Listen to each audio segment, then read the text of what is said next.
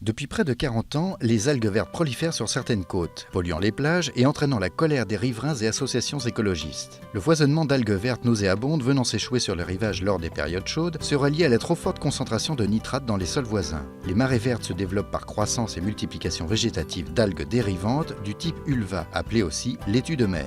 Ces marées vertes à ulve sont une manifestation du phénomène d'eutrophisation, c'est-à-dire une surproduction de végétaux aquatiques. Ceux-ci se reproduisent sous l'influence de la lumière, de la température, mais aussi sous l'effet d'apports excessifs de sels nutritifs. Les cultures et l'élevage intensif sont pointés du doigt par les écologistes. En été, l'eau de mer plus pauvre en nutriments devrait empêcher les algues de proliférer. Or, l'afflux de sels nutritifs, azote et phosphore contenus dans les nitrates, qu'on trouve notamment dans les engrais, et qui sont rejetés dans les rivières puis en mer, engendre l'effet inverse. Les zones à marée verte sont en général des sites côtiers proches de l'estuaire des rivières, souvent dans des fonds de baies sableuses étendus mais de faible pente, l'eau y est peu profonde, facilement réchauffée et la lumière y pénètre bien. Or, la lumière favorise aussi l'eutrophisation.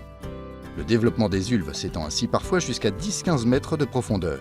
Malgré l'amplitude des marées, les masses d'eau de ces vastes baies sont faiblement renouvelées, ce qui ralentit la dilution vers le large des éléments nutritifs, favorise le stockage des algues produites et leur échouage. Inoffensives quand elles sont fraîches, elles dégagent en se putréfiant un gaz toxique qui peut être mortel, le sulfure d'hydrogène ou H2S, exposant potentiellement promeneurs, riverains et travailleurs chargés de leur ramassage.